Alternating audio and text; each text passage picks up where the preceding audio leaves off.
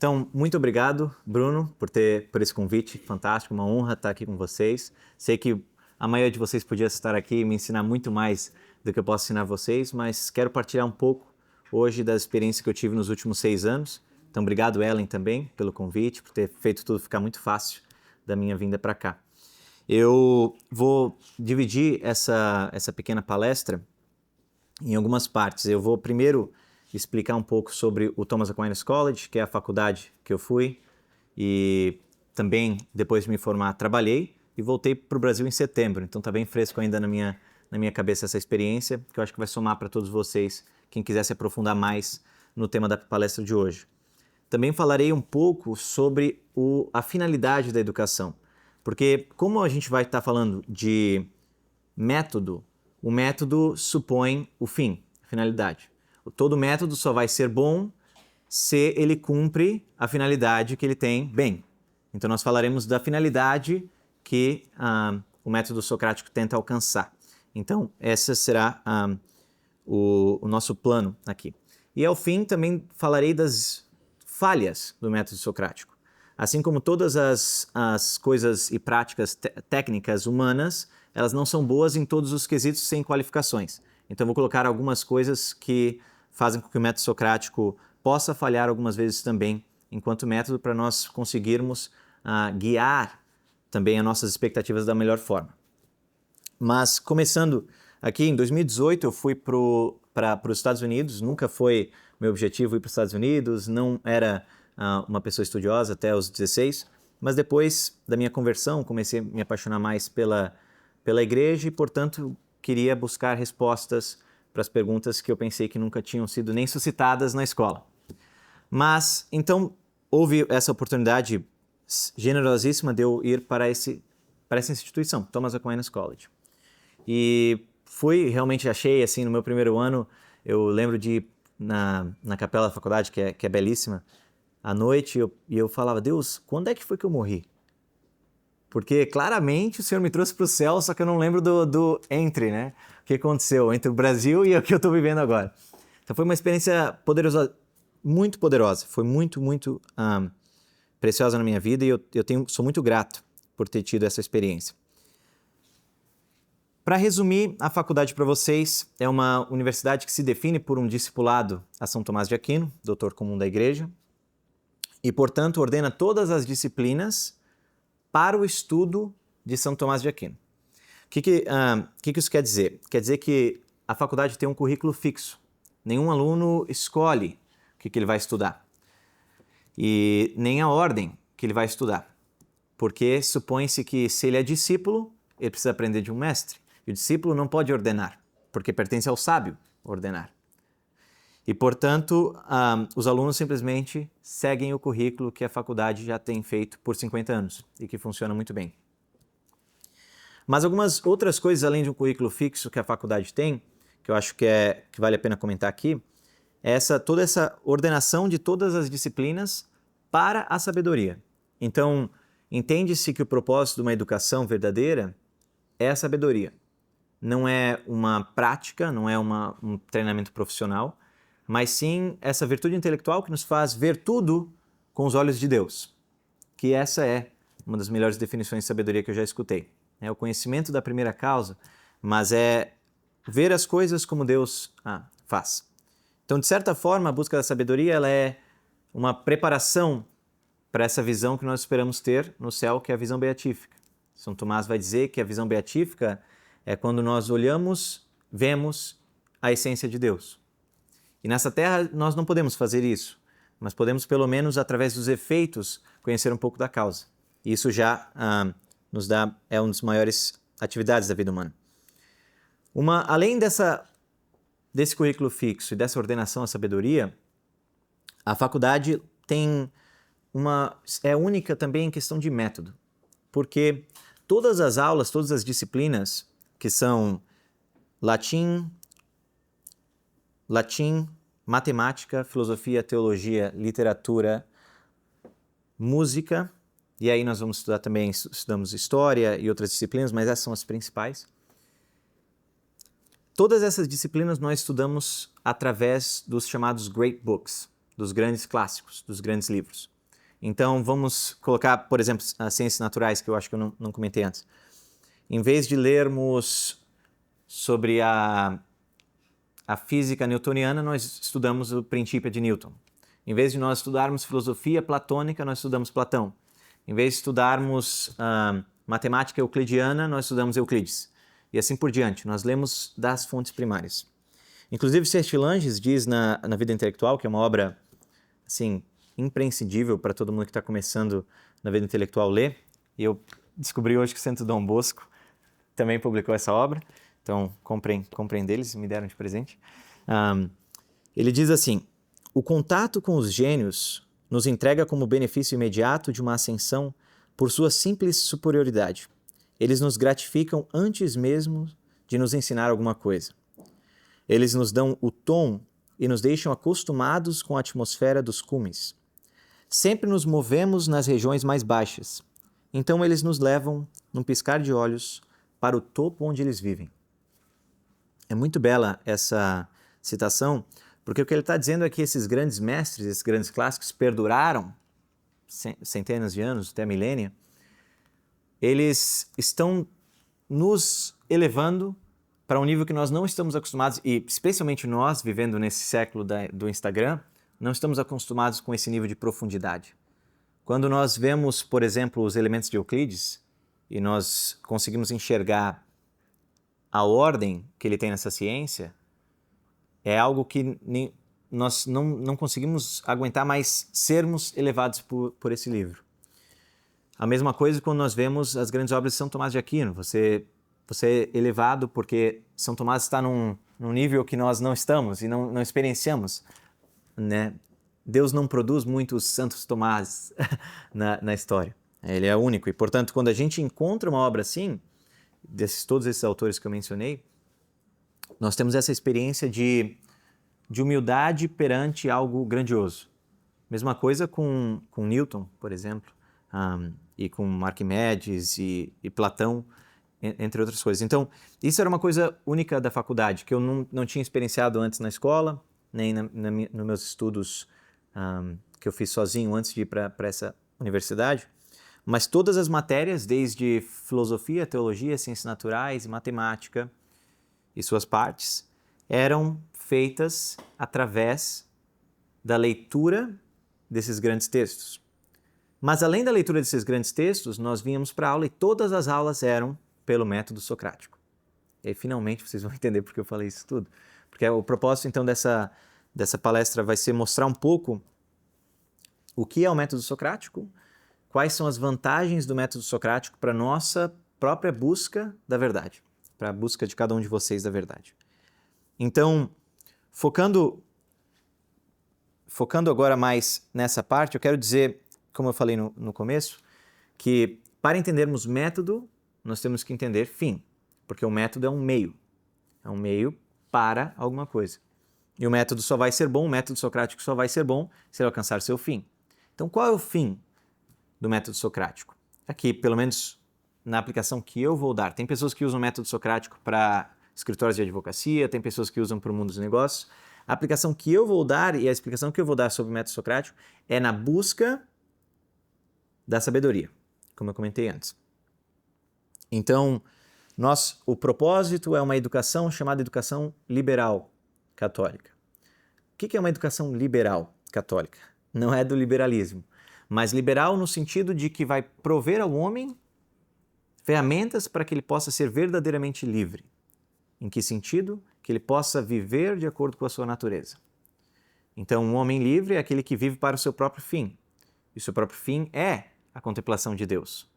Então, de certa forma, a educação liberal ela vai prover o homem conhecimento das verdades que vão aperfeiçoar o seu intelecto, verdades sobre Deus, sobre a nossa alma, por exemplo, sobre a natureza fora de nós, e também é uma educação da vontade, com habituação às virtudes, mas com a filosofia que nós chamamos prática, que é a parte da filosofia que estuda o fim da vida humana e os meios para chegar a esse fim. Então, por exemplo, na Ética de Aristóteles, ele vai ensinar o que é a felicidade e quais são os meios, ou seja, as virtudes que nos ajudam a chegar até ali. Eu falo isso porque é importante nós termos então noção de que para esse tipo de conhecimento nós precisamos ter um conhecimento que se chama científico.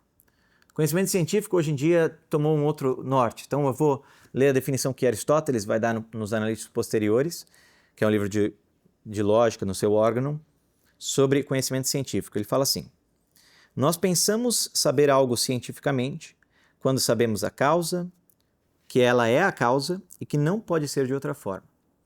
Então, em resumo, quando eu sei algo cientificamente, nesse sentido estrito que Aristóteles está colocando, é quando eu conheço a coisa através das suas causas.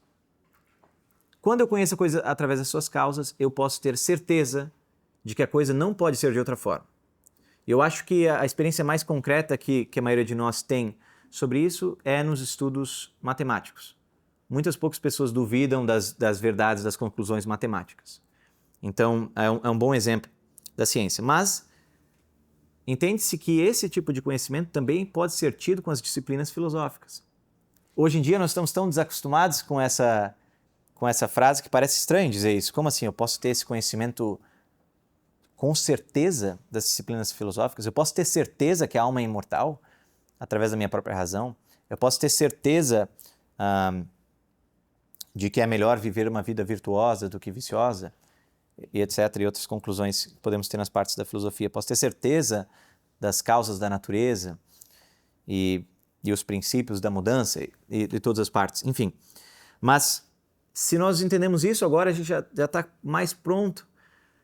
Nós estamos mais prontos para tentar entender o que é o método socrático e por que eu acho que ele é o método mais eficaz na busca desse tipo de conhecimento, que é o tipo de conhecimento que vai ser distinguido. Talvez a gente possa colocar em uma linguagem mais simples assim: é um conhecimento que vai te formar em vez de informar. Ou seja, o método socrático, e eu vou explicar o que ele é, talvez não seja o melhor método de te dar informação. Talvez o melhor método de pegar informação realmente seja uma palestra, seja um método expositivo, porque você consegue passar por muito mais em menos tempo. Porém, quantos de nós temos a experiência de, às vezes, alguém vai, eu assisto uma aula, a aula é muito boa, me move, eu acho que eu aprendo muito. Chego em casa, ou vou para o café, ou vou para a escola, ou vou para o trabalho, e tento explicar para alguém, e na primeira pergunta que a pessoa faz, eu já não sei mais explicar. O que significa isso? Significa que aquele conhecimento ele é informativo para mim. Eu posso até ter a conclusão correta, mas aquilo ainda não é meu, não é parte de quem eu sou. Enquanto quando você tem um conhecimento que é sólido, ele está enraizado na sua alma, ele virou você, virou parte de quem você é. E é esse, eu acho que é esse tipo de conhecimento que eu quero falar que o método socrático vai prover de uma maneira mais eficaz. Então vamos entrar mais historicamente o que é o método socrático. Obviamente, o método socrático lembra de Sócrates. E nós precisamos ver por que, então, que nós vamos nomear esse método socrático depois de Sócrates. Para entender um pouco de Sócrates, nós vamos ver que o que nós temos de Sócrates é o que foi deixado por Platão, seus diálogos, seus textos. E Sócrates, ele é muito interessante, porque ele afirmava, e todo mundo sabe isso, que ele afirmava, só sei que nada sei. Então nós precisamos entender por que ele dizia isso. Começou que o que acontecia foi que ele escutou um oráculo que disse que de todos os homens da Grécia, Sócrates era o mais sábio. E ele falou, isso é impossível que eu seja o mais sábio. Tem muitas pessoas aqui na cidade vendendo a sua sabedoria, os sofistas, e eu sei que eu não sei nada. Então ele fez a missão de sua vida e ele falar com esses sábios para tentar provar que o oráculo estava errado. E até o ponto que ele conseguiu perceber que, na verdade, todos se achavam sábios, mas não o eram. Então ele estava numa posição melhor que eles estavam, porque ele também não era sábio, mas ele pelo menos sabia dessa ignorância. E somente sabendo isso, ele poderia ter esse ímpeto de buscar ela. Então nós vamos ter exemplos dos seus diálogos. Mênon é um ótimo exemplo. Mênon é um diálogo que Sócrates tem com Mênon, que é um sofista que ensina as crianças e os adultos a serem virtuosos. Então ele prega nas praças públicas e ele ensina a todos que a virtude é assim que se ganha virtude, é assim que se pratica virtude. Então Sócrates chega para o Mênon e diz: Mênon, você que é sapientíssimo, eu quero conversar com você para aprender sobre virtude. E eles chegam na pergunta se a virtude pode ser ensinada ou não. E Sócrates diz: é uma pergunta muito boa, se a virtude pode ser ensinada ou não, porque parece uma pergunta difícil. Se pudesse ser ensinada, todos os filhos de pais virtuosos seriam virtuosos. Mas nós não vemos isso na nossa vida real. Também parece que não é só um tipo de conhecimento, porque às vezes nós sabemos o que é o errado e mesmo assim praticamos. Então é uma pergunta complexa. Mas Sócrates diz: nós não podemos responder essa pergunta a não ser que nós respondamos primeiro o que é a virtude. Então é o diálogo todo eles tentando responder o que é a virtude, para tentar responder essa pergunta. Porque Sócrates realmente acredita que a não ser que ele capte a essência desse termo, virtude, não adianta discorrer sobre ele, porque você não vai conseguir ter esse conhecimento arraigado. Tudo que você vai poder ter são opiniões acerca disso. Então Sócrates, o que ele estava buscando? Esse conhecimento enraizado que eu estou falando para vocês. Esse conhecimento que faria desse tipo de pergunta, desse tipo de resposta, se a virtude pode ser ensinada, parte dele mesmo. E não somente eu acho isso ou penso isso. Num outro diálogo menor, Eutífron, por exemplo, eles vão entrar na questão do que é a piedade. Porque Eutífron, ele está com um problema também, ele encontra Sócrates, e Sócrates pergunta o que ele está fazendo, onde ele está indo, e ele diz que ele vai denunciar o pai dele. E Sócrates fala: como assim você vai denunciar o seu pai? Ele fala: eu vou denunciar meu pai porque meu pai, ele assassinou um servo. Não, mas como seu pai assassinou um servo? Não, bom, o servo matou uma outra pessoa, meu pai o prendeu como se fosse num local, e ele foi procurar o oráculo para saber o que ele devia fazer. E quando ele voltou, então o servo tinha morrido. Então foi por culpa dele, por estar amarrado ali, que ele acabou morrendo. Então é uma complexidade maior do que simplesmente meu pai matou um servo, né? Meu pai negligenciou ter cuidado do servo ou amarrou num lugar que ele não pensou. Então é uma pergunta muito mais complexa do que simplesmente matar o servo. E quando Sócrates pergunta para ele: por que você está fazendo isso? Eutífron fala: porque é piedoso, é o que os deuses querem. Então Sócrates, na sua famosa maneira de agir, ele fala: Eutífron, você então que é muito sábio, me ensine o que é a piedade, eu não sei. Então eles discutem até um ponto de que Eutífron não consegue dar uma resposta convincente e vai embora. Ele simplesmente vai embora. Ele falou: eu não sei falar com você mais, Sócrates, tchau, não tenho tempo. Creiton também é um outro diálogo muito, muito forte, onde os amigos de Sócrates vão tentar convencê-lo de que ele deveria fugir da prisão para o melhoramento da sociedade. Seria muito melhor que Sócrates estivesse vivo, ele era o único sábio. Então eles falam: vamos fugir, nós temos dinheiro, nós vamos te exilar para outra pátria. Então Sócrates discorre sobre essa natureza o que é fugir da prisão. É justo, não é justo? É bom, não é bom? E aí nós temos a República, que é um dos melhores exemplos do que eu vou falar aqui do método socrático. República de Platão, obra magnífica, eu estou até lendo ela agora, porque eu estou dando um curso sobre a República aos sábados. E a pergunta é um livro muito maior, não é somente um diálogo, né? É um livro grande, composto de 10 livros. A pergunta lá é: o que é a justiça? Eles começam com essa pergunta através da seguinte pergunta: é melhor ser justo ou parecer justo? Porque parece que o melhor é parecer justo.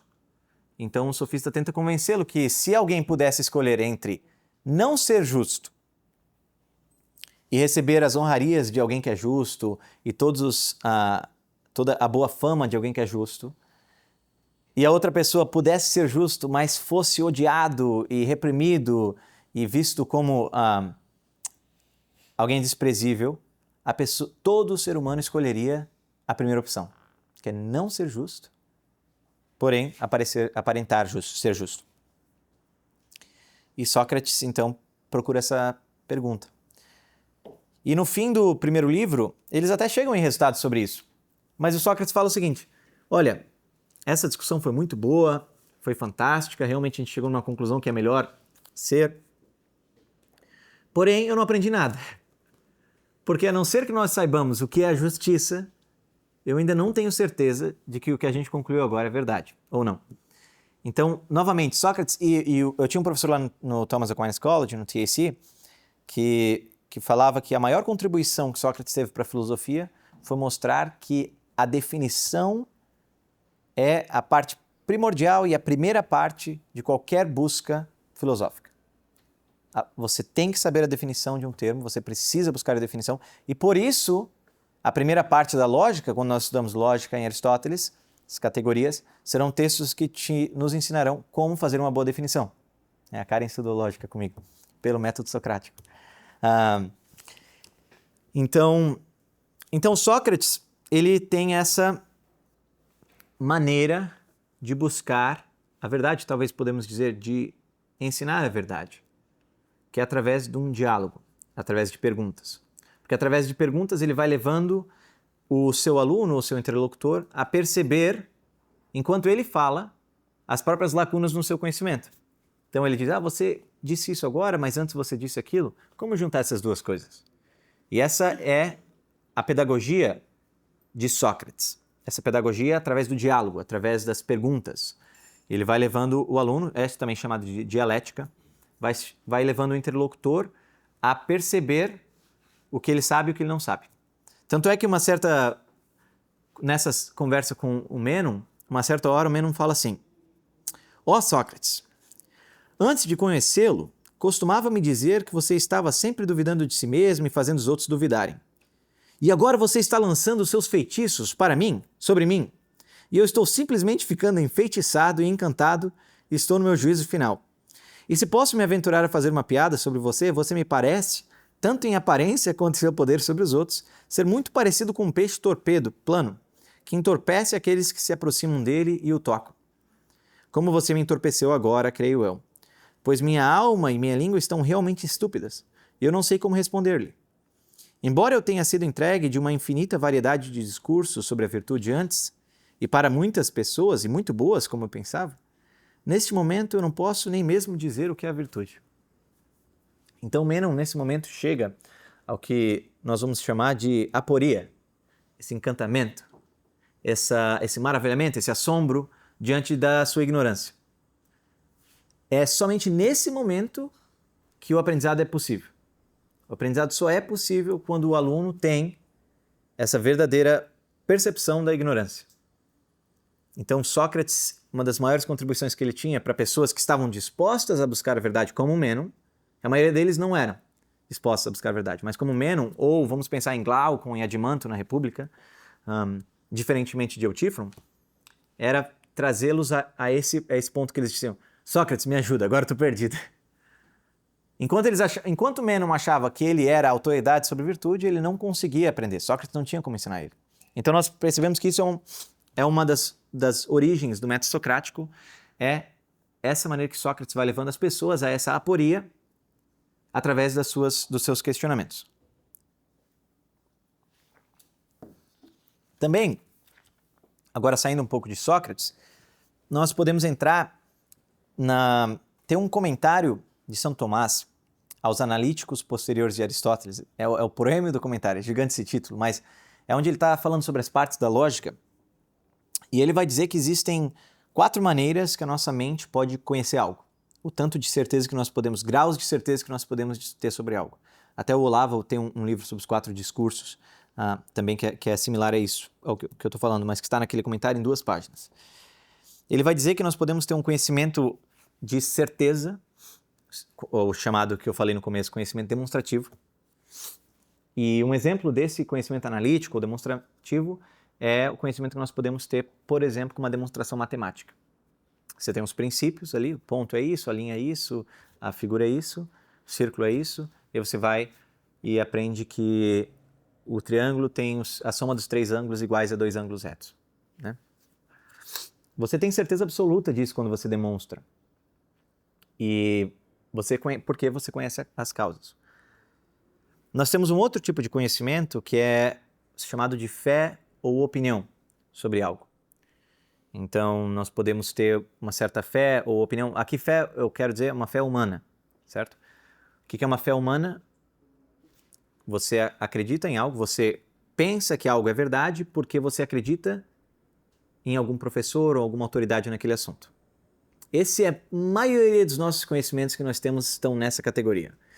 Ou seja, o próprio teorema de Pitágoras, ou esse teorema que é a proposição 32 do livro 1 de Euclides, que é essa da soma dos ângulos, a maioria das pessoas nunca teve a oportunidade de demonstrar essas proposições. Mas a maioria de todos nós aqui, acredito que estaríamos bem certos de que é verdade. Mas a não ser que nós tenhamos as causas daquilo, ainda assim é uma fé, ou opinião. Ou seja, o teu professor provavelmente falou isso, todo mundo fala isso, ninguém nega, então provavelmente é verdade. Então a gente tem uma certa fé ou opinião. O que acontece é que o nosso intelecto ele não quer só ter isso, a fé ou opinião. Ele quer saber o porquê das coisas.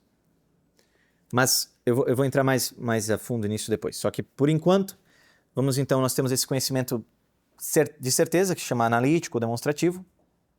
Depois nós temos esse conhecimento chamado de dialético, que é a fé, a opinião. Abaixo dele nós temos um conhecimento que se chama uma certa suspeita de um lado da contradição. Vou explicar o que eu quero dizer com um lado da contradição. Eu digo, o Eugênio está sentado, o Eugênio não está sentado. Isso é uma contradição. Ou seja, uma dessas proposições certamente não está certa e a outra certamente está certa. Ou ele não está sentado ou ele está sentado. Não tem como ter outra opção. Então, e certamente ambas não podem estar certas. Esse é um primeiro princípio da nossa vida intelectual, da mente, é esse princípio da não contradição, que uma coisa não pode ser e não ser ao mesmo tempo, no mesmo respeito, sob o mesmo aspecto. Então nós temos uma certa suspeita. Esse é um conhecimento que vem através do argumento retórico. Então, talvez seja o tipo de conhecimento que nós temos sobre as nossas... um discurso político, vamos dizer, que diga que uma certa ação é melhor ou não, e nós realmente acreditamos nisso. Eu realmente acho que, não sei, vou dar uma opção que pena de morte é algo bom, é algo ruim. Vamos colocar essa contradição, tem uma certa suspeita que um lado seja verdade e o outro lado não seja. Porque eu escutei uma pessoa parece um bom argumento. Mas não foi um argumento causal, ele não deu todas as causas, ele não deu todos os argumentos, mas você tem uma certa suspeita que aquele lado seja mais verdadeiro, ou seja, tem mais probabilidade daquele lado ser verdade do que o outro. Só que nesse conhecimento retórico, nós temos um certo medo de que o outro lado pode ser verdade. Enquanto nos outros dois tipos de conhecimento, nós não temos isso. Nenhum de nós tem dúvida, por exemplo, eu tenho medo que 2 mais 2 pode não ser 4. Porque ou 2 mais 2 é 4 ou 2 mais 2 não é 4, certo? Isso seria a contradição. Mas eu acho que nunca uma pessoa com senso comum normal vai dizer, eu não sei se 2 mais 2 é 4. Né? Você não tem suspeita que o outro lado pode ser errado. Mas esses argumentos retóricos, há isso. E por último tem o nosso conhecimento que a gente chama de uma certa estimativa. Um lado parece melhor do que o outro, portanto mais verdadeiro. Então, o exemplo que São Tomás dá é quando a gente pode não falar que uma comida é ruim porque ela parece vômito, vamos dizer. Essa sopa aí é ruim. Por quê? Porque parece vômito. Isso não é um argumento verdadeiro, né? Mas você pode realmente não querer comer aquela sopa porque parece vômito. Mas você sabe que não é vômito. Mas esse é um argumento poético. Ou seja, um argumento que te move as paixões. Então você tem essa certa estimativa de um lado da contradição. Enfim, estou falando disso tudo porque o método socrático ele visa trazer sempre o que nós tentamos com esse método que eu vou falar agora, é chegar nesse conhecimento mais certeiro possível. Ou seja, que cada aluno chegue ao fim da aula, claro, esse seria no melhor dos casos, que cada aluno chegue ao fim da aula, ele mesmo sabendo o que ele sabe e o que ele não sabe, mas não só, o professor disse isso, mas realmente isso é o que eu penso por causa disso, disso e daquilo. Então vamos dizer que nós estamos tendo uma aula sobre as 5 vias de Santo Tomás. E no fim das contas você pode acabar a aula e falar assim, realmente Santo Tomás provou que Deus existe, por 5 maneiras. E você pode ter esse conhecimento dizendo, eu entendo todos os argumentos e premissas e eu realmente acho que eu sei isso. Ou você pode dizer, eu acho que o Santo Tomás sabe do que ele está falando. Eu acho que ele fez isso. Eu não conseguiria fazer, não conseguiria provar, mas eu estou convencido que ele fala. Ou você pode falar assim, não, o professor ali, acho que ele realmente entende isso, portanto, tem como provar a existência de Deus. Mas se alguém fosse realmente te forçar a provar por conta própria, você ia falar, vai ler São Tomás ou vai escutar a aula desse professor aí que ele vai te explicar melhor. Né? Então, o método socrático vai tentar fazer com que o próprio aluno seja o detentor desse conhecimento, ou seja, o conhecimento seja parte da alma dele. Esse é o objetivo. Então, mudando daí um pouco do rumo, nós falamos um pouco de Sócrates, dessas 4 maneiras de conhecer a verdade. Nós podemos ter também, historicamente, algo parecido com o que eu vou falar do método socrático, que são as disputaciones escolásticas. Então, as disputaciones, que era o disputatio, era um certo debate que eles tinham nas universidades. Mas é um pouco diferente. Mas como funcionava? Eles diziam, Tomás, você vai preparar esse lado da contradição. Então, que a pena de morte, só para dar esse exemplo, é boa. E você vai com esse outro lado da contradição, que a pena de morte não é moral, vamos colocar assim. E aí, então, você tinha um debate entre eles tentando dar os melhores argumentos para o lado que eles foram escolhidos. Isso era uma prática muito comum na Idade Média. Santo Inácio de Loyola também fala isso na Ratio Studiorum, que é uma prática muito importante para a formação, para você, até por várias razões, mesmo que você saiba que o que você está defendendo é errado, você vai poder criar melhores maneiras de tentar combater aqueles erros sabendo as razões daquilo. Até próprio Aristóteles vai falar na Metafísica que toda busca da verdade precisa começar com dificuldades, precisa começar com os problemas. Quais são as dificuldades que nós precisamos, que existem nesse assunto? Então, enfim, existe isso. Porém, agora focando mais no método socrático, na prática que eu vou falar desde o começo, que eu queria falar com vocês, não é um debate. Um debate é quando você tem um lado e você tem outro lado e vocês agora dão os melhores argumentos para aquele lado. O método socrático não é assim. O método socrático que eu estou falando aqui, que não é exatamente o que Sócrates fazia, importante dizer isso, ele busca fazer com que cada aluno, através da discussão, chegue à verdade juntamente com todos os outros alunos. Então, o ponto lá não é defender uma posição. O ponto lá é tentar encontrar a verdade através do diálogo. Então, de que maneira é diferente do método que Sócrates aplicava? Geralmente não vai ser uma conversa 1 a 1, em que o professor vai ficar fazendo muitas perguntas para você até você conseguir chegar a essa aporia e depois levar da aporia até o conhecimento. Geralmente, na prática, o que nós queremos dizer com o método socrático é os alunos vão ler um texto, geralmente um grande texto, vão vir para a sala de aula e, acompanhados de um tutor que vai guiar esse método, terão uma discussão sobre a seleção daquela obra que eles leram. Então perceba que é diferente da maneira como Sócrates fez, mas esse princípio de que, a não ser que cada um faça do conhecimento seu, próprio, e ativamente o busque, não haverá verdadeiro conhecimento, esse princípio ainda está ativo ali. Mas na prática o que acontece? Você vai ter a exposição de um certo tema por um grande mestre, só que não vai ser o professor vivo, vai ser o professor que ensinou através da escrita. Então, como eu falei antes, o ideal é que o método socrático seja através da discussão dos grandes textos, desses grandes clássicos. A República de Platão você pode ler e achar que Sócrates era comunista, e você pode ler e achar que Sócrates era católico, entendeu? Você tem várias maneiras e existe o range ali é bem grande do que você pode achar que Sócrates está falando nessa obra, né? Que Platão está falando nessa obra através de Sócrates. E o método socrático vai ser, você pega essa leitura, você pega essa seleção e vem para a aula, onde o professor, na prática, vai fazer uma pergunta inicial.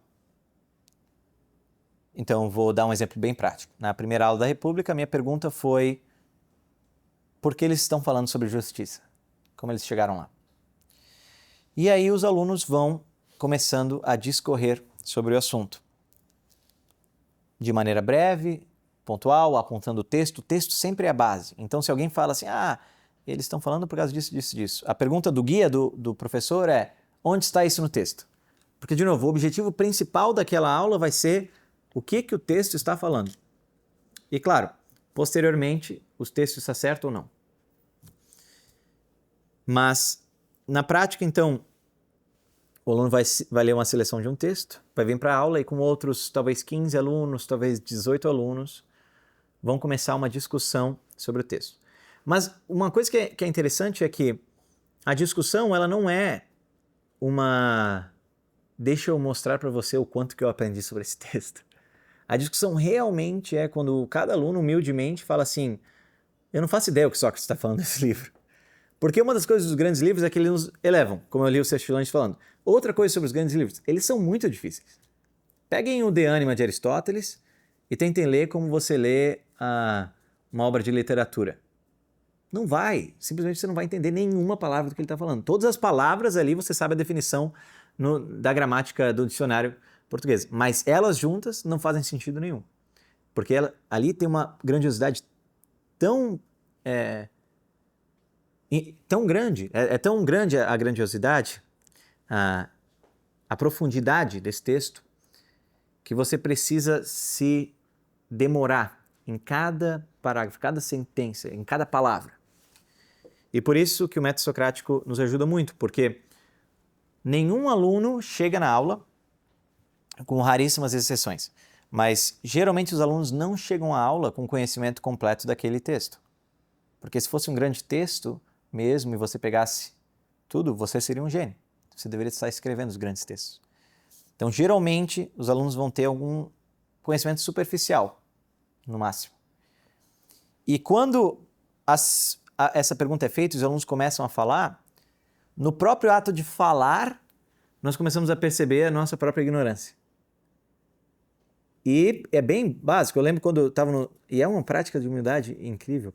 Eu lembro quando estava lá no TAC, que todas as aulas, nós tínhamos 3 aulas todos os dias pelo método socrático, né, por 4 anos. Como eu tenho a minha personalidade de falar muito, às vezes falava, não, agora eu vou defender essa ideia aqui. E aí, enquanto eu estava falando, eu percebia, eu não faço ideia do que eu estou falando. Mas não precisava ter esse próprio entendimento, porque não demorava 5 segundos até alguém falar, de onde você tirou isso, cara? Né? Eu falava, realmente, eu acho que não tenho noção nenhuma do que eu estou falando. Mas essa ordenação dos nossos pensamentos através da palavra é muito importante. É muito importante. Então, não só nós temos essa ordenação, mas também temos uma posterior, que é o quê? Todas essas outras mentes que também leram o mesmo texto, podem ajudar a guiar isso. Então, o que acontece, geralmente, cada pessoa, cada aluno, ele vem para a aula com um conhecimento bem superficial daquele texto, às vezes errado, às vezes simplesmente superficial, e você vai lapidando através do diálogo e vai aprofundando, a ponto de que ao fim da aula, nenhuma pessoa não aprendeu. Porque as experiências compartilhadas, às vezes o que me move num texto não é o que move você, que não é o que move você. E aí você compartilha o que te moveu, você compartilha o que moveu. E nós vamos junto construindo isso. Isso aí é único e maravilhoso. E claro, o objetivo aqui não é vamos ver o que cada um fala. Né? Não é o objetivo assim, vamos dar oportunidades para todos falarem, para que nós podemos todos nos sentirem incluídos e progressivamente construir um conhecimento juntos. Não é isso. O conhecimento aqui, o fim realmente é a verdade. Nós queremos buscar a verdade, nós queremos buscar a verdade que nós acreditamos estar sendo ensinados pelo esse grande mestre. Então, o professor, o guia, o tutor, ele não vai deixar o aluno falar o que ele quiser, por quanto tempo ele quiser. Você vai precisar ir moderando também, para a pessoa também não falar da vida prática dela como se fosse a coisa mais importante naquela discussão. Então, também fazer as perguntas certas e guiar da maneira certa. E aqui eu vou falar sobre os princípios fundamentais que agora que eu falei o que é o método socrático, ou seja, como é isso na prática, eu vou falar um pouco dos porquês que esse método é tão eficaz. E depois eu vou falar das desvantagens dele, mas falar o porquê que esse método é tão eficaz para que cada aluno possa realmente chegar à verdade. Eu acredito que sejam dois pilares principais que eu vejo no meu dia a dia com esse método, que fazem com que o método seja muito bom. É o pilar da admiração e da humildade. São dois pilares que sem qualquer um desses dois, é impossível alguém aprender bem por esse método. Por quê? Vamos começar com a admiração. Admiração pode ser traduzido também como maravilhamento, como espanto. É um certo pensamento de que há uma beleza naquela verdade que eu ainda não consigo completar por total, por inteiro, mas que eu realmente desejo buscar. Então nós podemos pensar no maravilhamento como esse espanto que nós temos com a beleza das coisas e das verdades. Tem algumas pessoas que simplesmente apagaram isso da vida delas. Essas pessoas realmente não aprenderão pelo método socrático. Então eu vou dar um exemplo. Se alguém vê uma teia de aranha e uma outra pessoa aponta, olha só a ordem disso, que coisa bela, que coisa linda, como que uma aranha pode fazer isso? A pessoa fala, cara, não importa o que uma aranha tá, só uma aranha, entendeu? Quero saber como ganhar dinheiro.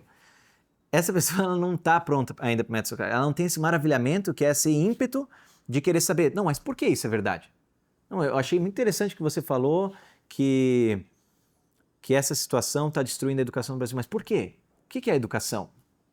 Por que a educação é importante?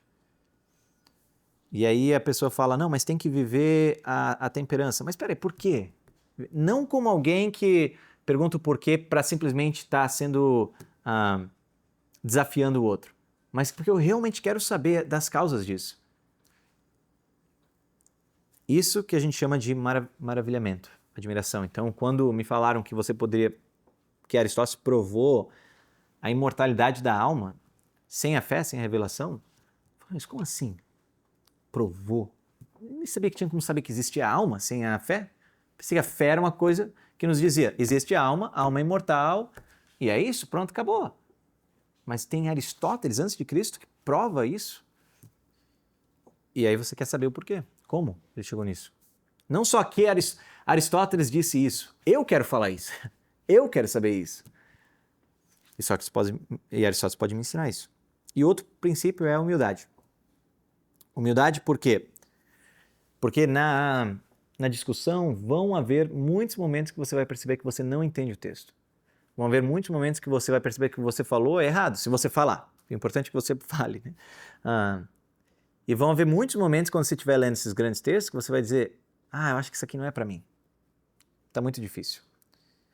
Só que no fim das contas você precisa ter humildade para dizer na sala, eu não sei o que vocês estão falando, não entendi o que você falou, não entendi por que isso é verdade, eu discordo de você porque parece na página 3, eu tenho uma pergunta estúpida, etc. Todas essas coisas requerem humildade. E mais ainda eu sendo orgulhoso como eu sou, quantas vezes lá no TAC, na discussão, depois o pessoal eu discordando a ponto de eu realmente perceber na minha mente que o que eu estava defendendo era mentira, ou seja, era errado, era erro, não mentira, não estava mentindo, mas era erro. Mas eu não queria admitir, eu falava, vou defender um pouco mais. Só porque, como o cara ousa discordar do Jean Guerreiro? Né? Esse é o orgulho, esse aí mata o aprendizado também. Você precisa ter essa humildade de perceber, opa, o que nós estamos discutindo aqui não é uma batalha de egos. O que eu falo, você fala, e ela fala, e ele fala. Aqui nós estamos com o ponto central aqui é a verdade. Então, se o que eu estou falando não é a verdade, eu quero que você me corrija. Isso é a humildade intelectual. E esse é um dos pilares essenciais para qualquer tipo de aprendizado, mas é muito mais essencial nesse método. Por quê? Porque no método expositivo, se eu falar algumas coisas para vocês agora, que vocês discordam ou que vocês pensavam diferentemente antes, vocês não são expostos. Mas no método socrático você é. E essa exposição ao erro é algo que dói nosso orgulho, machuca o nosso orgulho. Portanto, eu acredito que não só é um princípio do método socrático a humildade, mas também é algo que o método causa em cada aluno. E é algo belíssimo, que você pode crescer nessa virtude através dessas aulas. Né? Uma coisa que C.S. Lewis fala é o seguinte, às vezes alguns intelectuais gostam mais de possuir o conhecimento do que de realmente possuir o conhecimento. O que eu quero dizer com isso? Que elas querem ser a pessoa que possui o conhecimento. Esse é o objetivo de muitos intelectuais, ou seja, eu sou a pessoa que sei. Ou seja, eu gosto mais do fato de eu saber isso do que de realmente o conhecimento em si. O amor não à verdade, mas a minha possessão dessa verdade. Isso é, no fim das contas, orgulho, vaidade. Então, com esses dois princípios, eu digo que uma coisa que nós podemos pensar é que esse método parece meio Paulo Freireano, né? Parece ser um método que cada um vai falando o que quer, que, né, a autoridade do professor parece ser diminuída e que, no fim das contas, a gente está construindo o nosso conhecimento juntos, né? Mas claramente não é esse não é o método socrático. O método socrático não é Paulo Freireano. O método socrático, ele vai fazer justamente o oposto. Ele vai dizer, existe uma verdade objetiva e às vezes nós não a conhecemos. E às vezes nós conhecemos somente parte dela. Mas todo o propósito do método é que nós cheguemos a ela perfeitamente, ou seja, completamente. Queremos chegar à compreensão. Compreender é ter o todo daquela verdade. Então não é, de nenhuma forma, um método paulo freireano. Nós não acreditamos que a verdade oprime ninguém. A verdade liberta. Né? Então, para começar aí, porque, no fim das contas, a verdade é que nos libertará. Como eu falei, é muito importante que nós entendamos que o propósito de uma educação é sempre a liberdade humana, porque o conhecimento nos liberará para viver uma vida verdadeiramente humana, porque a perfeição da nossa parte mais superior vai ser a perfeição mais perfeita que nós podemos ter. Então, se nossa natureza é humana e ela se distingue das outras naturezas dos animais pela razão, a perfeição da razão é o que é o de mais humano que nós podemos fazer nessa Terra. E por mais que na sociedade não seja algo admirável alguém que o faça mais. Até porque não se acredita que existe a verdade. Então, realmente, se a verdade não existisse, seria uma busca totalmente vã. Se realmente o materialismo fosse a verdade, não há por que estudar tanto. Vá ganhar dinheiro. E então, vou falar agora mais especificamente de vantagens e desvantagens desse método. Eu já estou quase acabando que o tempo está se escutando aqui. Eu acredito que uma das melhores vantagens desse método é o desenvolvimento do pensamento crítico. Ter o conhecimento das coisas e que seja um conhecimento seu. Ou seja, fazer do conhecimento seu. Pensamento crítico é quando você escuta alguém falar algo e você julga aquilo que a pessoa falou baseado nos princípios que você tem. E você consegue ver o que essa pessoa falou é verdade, ou é verdade em parte, ou é mentira. Alguém que tem um pensamento crítico consegue fazer isso. Uma pessoa que não tem pensamento crítico, tudo que ela vai poder falar é nossa, realmente isso aí é muito verdade. Ou, esse cara é um idiota, não sabe nada. Né? Aí você fala, mas por quê? Tudo que ele falou é errado? É, tudo é errado. Mas a pessoa nem faz noção de como fazer as qualificações corretas. Não tem pensamento crítico, não consegue criticar, não consegue julgar aquilo pelas suas causas. E aí eu acho que uma das melhores formas de entender o que é esse pensamento crítico é uma das coisas que Aristóteles também ensina na lógica, é a distinção de conhecimentos quia e propter quid. Conhecimentos quia são conhecimentos da coisa e o propter quid são conhecimentos da causa da coisa. Então quando nós temos o conhecimento desse quia, somente o que, nós podemos falar, o que e o porquê, ainda a nossa mente não pode repousar nesse conhecimento. Então vamos dizer que nós saibamos que o sol faz crescer as plantas. Ainda assim nossa mente quer saber por quê que o sol faz crescer as plantas. De que maneira o sol faz crescer as plantas? O sol também faz a gente crescer? Boa pergunta. Eu não sei. Mas entender o porquê. Não só o que, mas o porquê. É algo essencial na vida intelectual. E certamente o método socrático vai fazer isso diariamente. Por quê? Porque quando você fala algo, você tem que fundamentar aquela coisa. Porque as outras 17 pessoas provavelmente não pensaram da mesma maneira que você. Então vão falar, por que você está dizendo isso? Aí você tem que ficar assim, por que eu estou dizendo isso? Então você vai se desafiar constantemente a tentar voltar aos seus princípios, voltar ao seu próprio conhecimento e ordená-lo. Quando você faz essa ordenação baseada nos primeiros princípios, aí você está chegando ao conhecimento. Então, de novo, não basta dizer o que São Tomás disse. Nós precisamos, o propósito que São Tomás escreveu as coisas e deu as razões para nós também termos aquelas coisas e ser nossas, que essas coisas sejam nossas. Numa palestra, num artigo sobre o porquê do método socrático, um dos fundadores do TAC fala o seguinte, e eu cito aqui: Santo Tomás compara o professor a um médico tratando o corpo.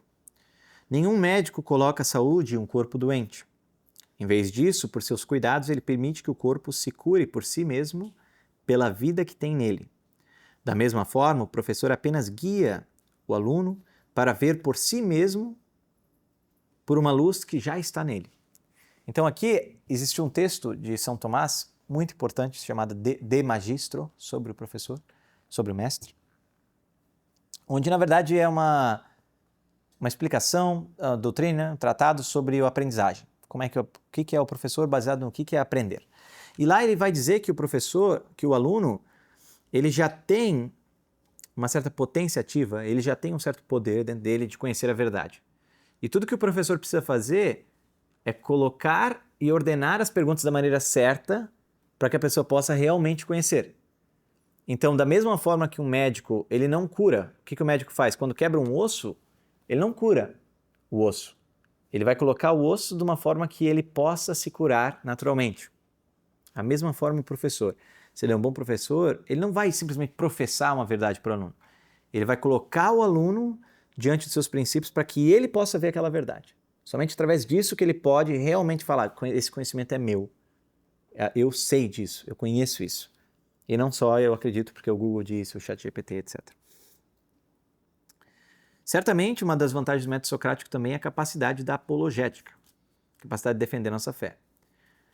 Se nós estamos acostumados com um método em que nós temos que constantemente defender as nossas posições, nós vamos aprender a defender as posições de uma maneira muito mais clara e precisa e eficaz.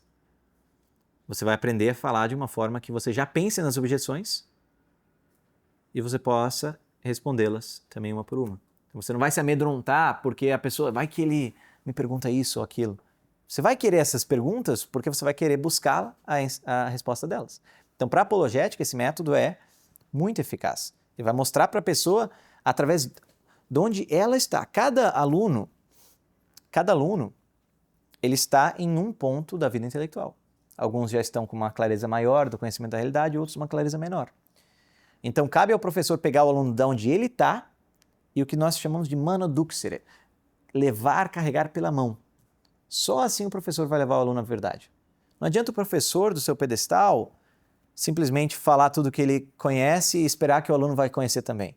A não ser que o aluno veja isso através de suas luzes, da sua razão, que é complexo isso, ele não vai conseguir chegar a esse conhecimento que nós estamos buscando aqui. Então, de certa forma, o método socrático ele garante que todos os alunos possam progredir, porque os alunos que já estão mais adiante, eles vão se beneficiar para explicar os conceitos mais básicos, porque eles vão revisar através de seus conceitos e vão solidificar o seu conhecimento. Os alunos que estão mais iniciantes vão poder também se solidificar, porque eles vão poder fazer com que a turma os leve pela mão também. Então, um método em que realmente consegue fazer com que o aluno vá. Por isso que precisa ser sempre numa turma muito pequena. Quanto mais pessoas, mais impossível é que todos participem ativamente, então mata o método, né? O método só é eficaz desde que todas as pessoas participem ativamente. Senão, nada mais é do que um método expositivo falho. Porque você está também passivamente recebendo, assim como no método expositivo, mas você não está fazendo esse processo de conhecer as objeções, de conhecer a ordenação dos seus pensamentos através das palavras ativas. Então, claramente, aqui existe um conhecimento mais ativo, o que faz com que ajude a memória. Nossa memória é muito auxiliada quando nós falamos sobre algo. Quando você tenta explicar algo, você aprende muito mais, você lembra muito mais que quando você simplesmente escuta algo.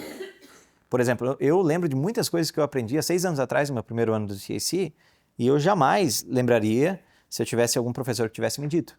Então é que eu assistia muitas palestras na época, muitas aulas, mas não consigo lembrar mais. Mas quando você ativamente exercita esse diálogo, esse raciocínio, esse argumento, e esse aqui e ali, essa troca, você vai lembrar muito mais. Porque, de novo, o conhecimento ficou seu, virou seu. Também uma das coisas que Neumayer aponta é que o desafio da discussão empurra o aluno para esforços cada vez maiores. Ou seja, ele lê com mais cuidado, sabendo que em breve estará explicando e debatendo sua própria compreensão do texto. Se ele fizer isso diariamente, essa intensidade aumentada leva a hábitos intelectuais que duram toda a vida. Se você está acostumado a ler um texto, sabendo que aquele texto você vai ter que explicar o que ele diz, você vai ler com mais cuidado, vai anotar melhor, vai perguntar para o autor o que ele está dizendo. Então você vai criando hábitos de realmente fazer daquele livro um professor. Fazer daquele livro um professor vivo que dialoga com você. Que você pode se perguntar, por que você está dizendo isso? Ah, próximo parágrafo você está respondendo isso. E assim por diante. Você vai conseguir fazer com que aquele autor que pode estar morto se torne vivo novamente, porque você está dialogando com ele nessa leitura. E Estilange fala algo que é lindo também na vida intelectual, que é falar significa escutar a própria alma. Então eu sempre falo para meus alunos, se você sabe ou se você não sabe, fale. É claro que se você não sabe, você não vai falar como alguém que soubesse. Já falei desse ponto. Você vai falar com a dúvida. Pessoal, não estou entendendo o que vocês estão falando.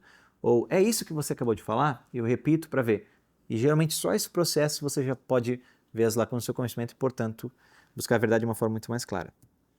Mas como todo método é algo prático, e toda coisa prática tem imperfeições, não é sempre a melhor em todas as maneiras, o método socrático também não é perfeito em todos os sentidos.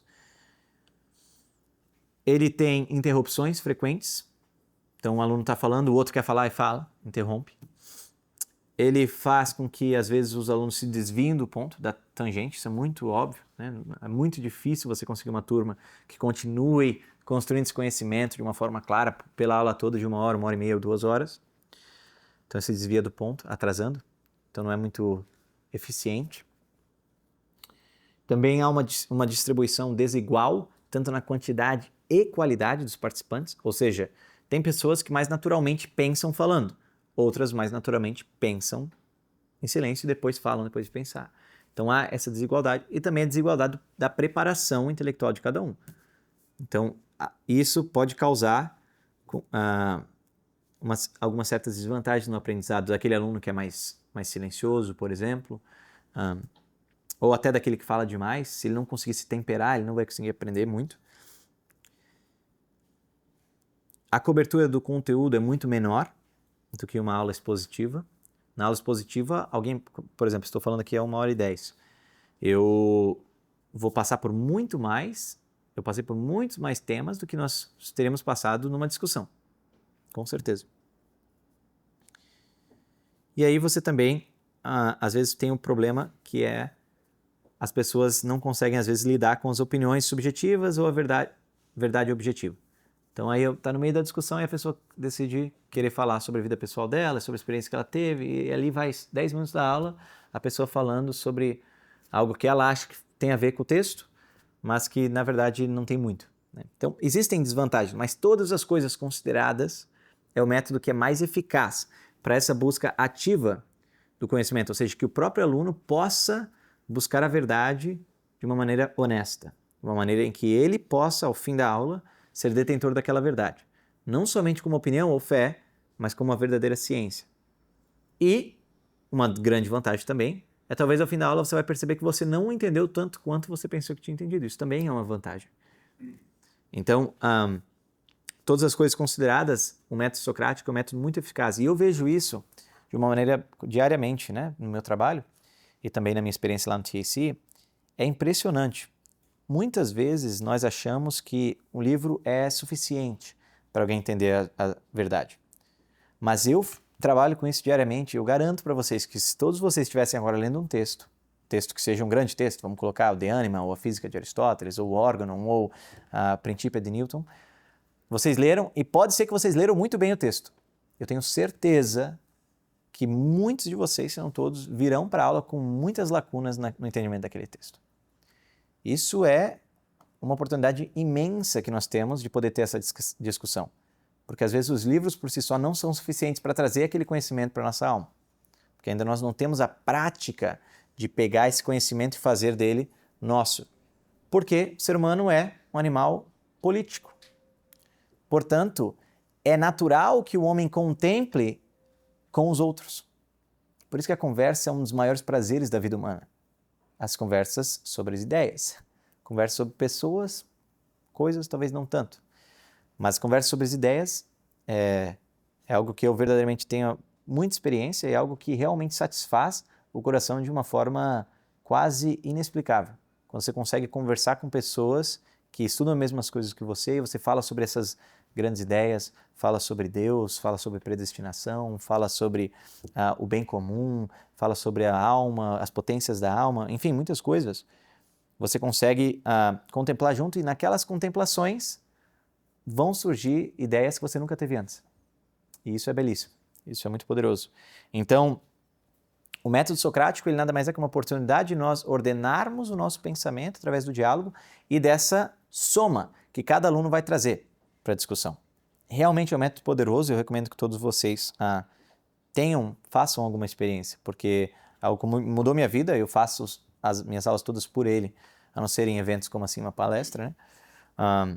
Mas de certa forma, essa minha palestra é uma trap, como se fala isso? É uma armadilha. Por que uma armadilha? Porque se essa palestra ensinou alguma coisa para vocês, talvez eu esteja errado. Talvez o método socrático não seja o método mais eficaz. E se ela não ensinou nada para vocês, talvez eu falhei como palestrante. Então, de qualquer forma, eu falhei aqui com vocês. Mas eu vou ler aqui o que Neumayer fala sobre o porquê do TAC adotar esse método. No fim, ele diz assim: há mais de 2000 anos, Sócrates viu o que era crucial para o aprendizado humano. Nada aqui mudou. Se o Thomas Aquinas College adotou a maneira de Sócrates, é apenas porque os homens ainda são homens. E o aprendizado ainda é aprendizado. Então, muito obrigado a vocês. Fico disponível aqui para qualquer dúvida que vocês possam ter.